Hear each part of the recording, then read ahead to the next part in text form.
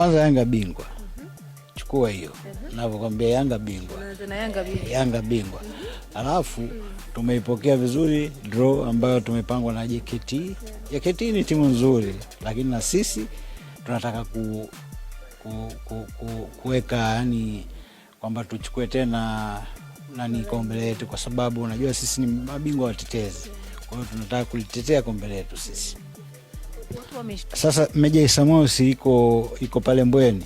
Sisi tutakuwa wenyeji kuliko JKT. Wewe utaona na njoo, na tunawaomba wapenzi wetu na washabiki wetu waje waujaze ule uwanja, tufunike. Umeona? Watatupa support na nadhani tutapata ushindi pale pale kwao pale. So unaona?